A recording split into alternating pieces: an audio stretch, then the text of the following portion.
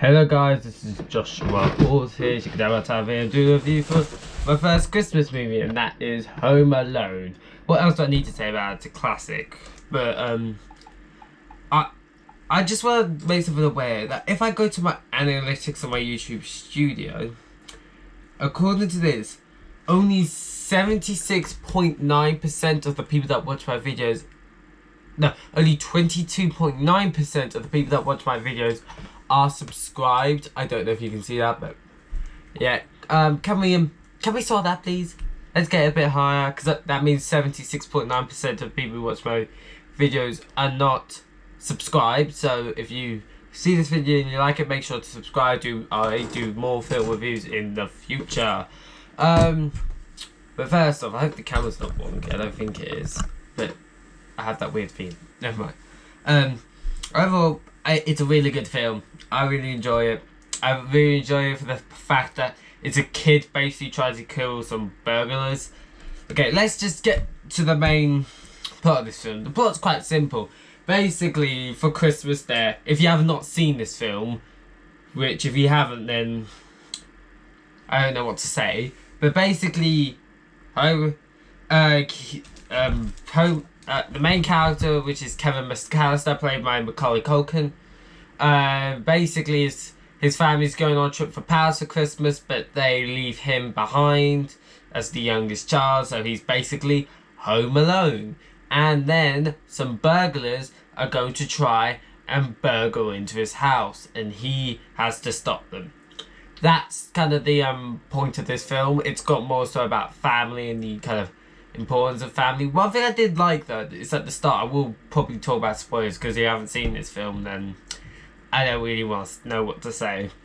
But there's a start of the film where he's like he thinks we see the film from his point of view. So when we see the way his parents treat his family, I should say, treat him, he feels like you agree with him when he thinks they don't like him, because you're like, this is wrong, they're being horrible to him. When in reality, that's probably not the case, but because it's told through the eyes of a child and what he thinks and feels in those situations, you feel that with him. I thought that was very interesting. Like when he goes to the attic and is scared of the attic, he hears some weird noises that are just in his head, and we hear what he hears, even so that's not what's actually happening. Because it's showing that although the film's in third person, it is going through what he feels as a 10-year-old kid and what he is seeing and thinking about the way people are talking to him, which I thought was very interesting. Can I just say, the one family member Kevin and I don't like is his uncle. He's just a horrible person, even in the scenes where he's not in them, which is very few because he's the main character. He's still a terrible person. Like, he compares forgetting their children to forgetting his glasses. Like, what the? Anyway, and the policemen there are horrific. Like, they're horrifically bad. That's how I feel like Kevin had to kind of protect the place himself, because the policemen there were horrible. He was like, asked for a policeman to check on his son, and all they did was literally knock on the door. Knock on the blooming door. A scared child by himself isn't going to answer the door, you idiot. Anyway, the thing that really shines the movie is when the kid is trying to murder the burglar. And if you have not seen this film, which I'm a bit concerned if you haven't, you know, he like proper. In real life, these guys would be like dead. Especially, maybe they might have been able to survive one of these if that was just an isolated thing that happened, but I don't think they will be able to survive all of them in a short amount of time. But in the second film, there is no question with some of them that they'd be dead. Like, there was no question about it. Like, there's a part where there's a doorknob, the burglar catches it on and it burns his hand because he's put a weird heat thing on it that produces like heat, obviously, and it literally burns his hand. He's got his headset on his fire.